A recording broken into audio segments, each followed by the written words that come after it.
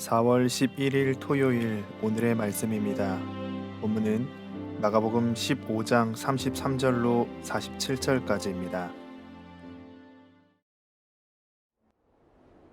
제6시가 되매 온 땅에 어둠이 임하여 제9시까지 계속하더니 제9시에 예수께서 크게 소리 지르시되 엘리 엘리 라마 사박다니. 이를 번역하면 나의 하나님, 어찌하여 나를 버리셨나이까 하는 뜻이라. 곁에 섰던 자 중 어떤 이들이 듣고 보라, 엘리야를 부른다. 한 사람이 달려가서 해면에 신 포도주를 적시어 갈대에 꿰어 마시게 하고 가만두라. 엘리야가 와서 그를 내려주나 보자.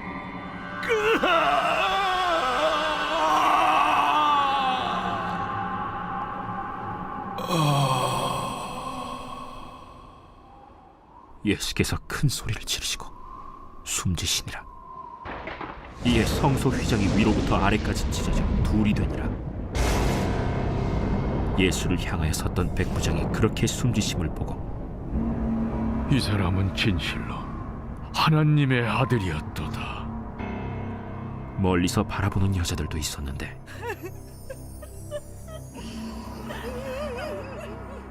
그 중에 막달라 마리아와 또 작은 야고보와 요새의 어머니 마리아와 또 살로메가 있었으니 이들은 예수께서 갈릴리에 계실 때에 따르며 섬기던 자들이요 또 이외에 예수와 함께 예루살렘에 올라온 여자들도 많이 있었더라.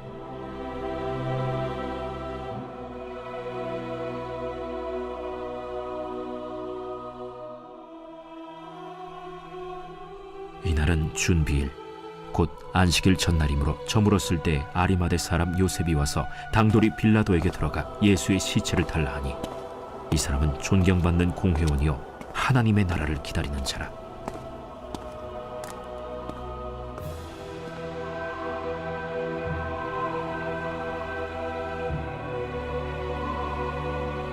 빌라도는 예수께서 벌써 죽었을까 하고 이상히 여겨 백부장을 불러 죽은 지가 오래냐 묻고 백부장에게 알아본 후에 요셉에게 시체를 내주는지라.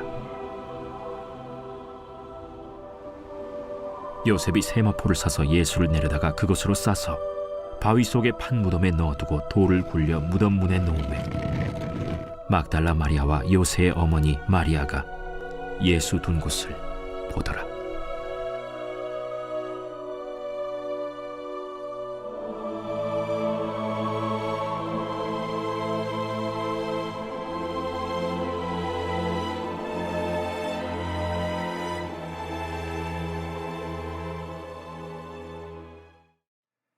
예수님의 십자가 여정이 마무리되어 가고 있습니다. 예수님께서 십자가에 달리셨을 때 제6시부터 9시까지 3시간 동안 온 땅에 어두움이 임했습니다. 오늘날로 치면 오후 3시로 해가 가장 뜨겁고 환할 때 온 땅에 어두움이 임한 것입니다. 그때 예수님께서 십자가 위에서 엘리 엘리 라마 사박다니 나의 하나님 어찌하여 나를 버리셨나이까 라고 크게 소리치셨습니다. 곁에 있던 사람 중 어떤 자들은 아버지 하나님을 향한 예수님의 처절한 외침을 듣고는 엘리야를 찾는다고 조롱합니다. 또 다른 한 사람은 신 포도주를 예수님의 입에 가져다 대었습니다. 당시 신 포도주는 노동자들이 갈증을 해소하기 위해 마시는 음료였으나 지금 십자가에 달린 예수님의 입에 가져간 것은 선한 의도는 아니었을 것입니다. 후에 예수님께서는 큰 소리를 지르시고 십자가 위에서 고통스럽게 숨을 거두셨습니다. 이때 성소에 있던 휘장이 위로부터 아래까지 찢어져 둘로 나뉘어졌습니다. 이를 곁에서 본 백부장은 예수님이 진실로 하나님의 아들이심을 고백했습니다. 뜻밖의 사람에게서 뜻밖의 고백을 듣게 됩니다. 그러나 뜻밖의 사람들은 백부장뿐만이 아니었습니다. 운명하신 예수님 곁에 제자들은 없었지만 여인들이 있었습니다. 그들은 예수님께서 고난을 받으시고 운명하시는 모든 것을 보았고 그 자리를 지켰습니다. 제자들은 마지막 십자가 장면에서 예수님과 함께하는 것에 실패하지만 이 여자들은 예수님과 함께했습니다. 어쩌면 이 모습을 통해 진짜 제자가 누구인가라는 질문을 던져보게 됩니다. 진짜 제자는 위기의 때에 예수님을 부인하고 버리는 자가 아니라 죽음의 자리라고 할지라도 예수님 곁을 지키는 자, 예수님과 힘겹도록 함께 걸어가는 자입니다. 이는 곧 예수님께서 말씀하셨던 자기를 부인하고 자기 십자가를 지는 삶입니다. 그가 진짜 예수님의 제자인 것입니다. 예수님께서 운명하신 날이 안식일 전날이었습니다.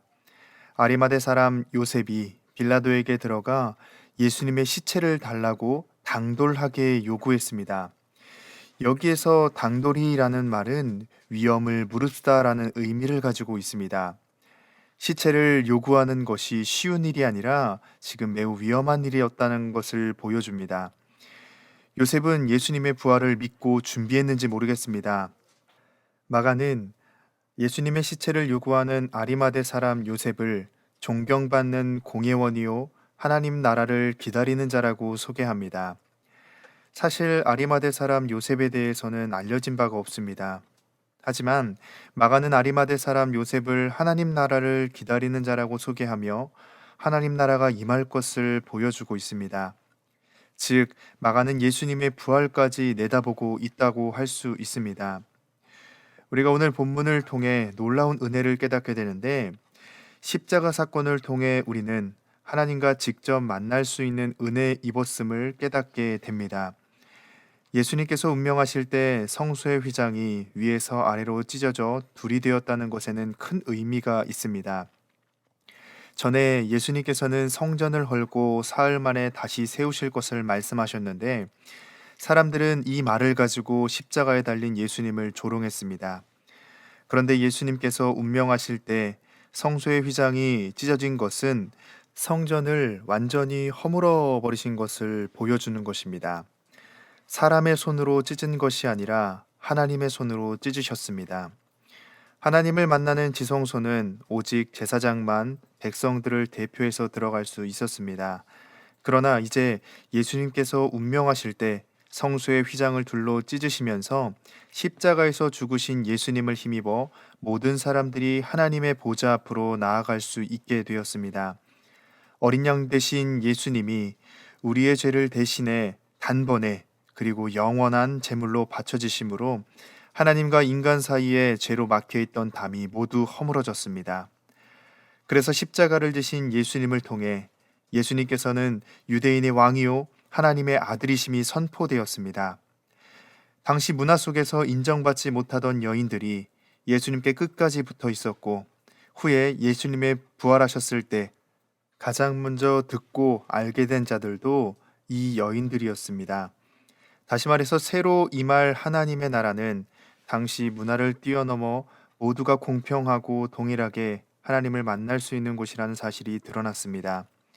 예수님께서 십자가에서 죽으심으로 이루신 이 놀라운 은혜, 하나님과 언제 어디서나 만날 수 있는 이 은혜가 우리 삶에 임했기에 이 은혜를 마음껏 누리실 수 있기를 간절히 바랍니다. 또한 십자가 사건을 통해 우리는 진짜 승리를 누릴 수 있게 되었습니다.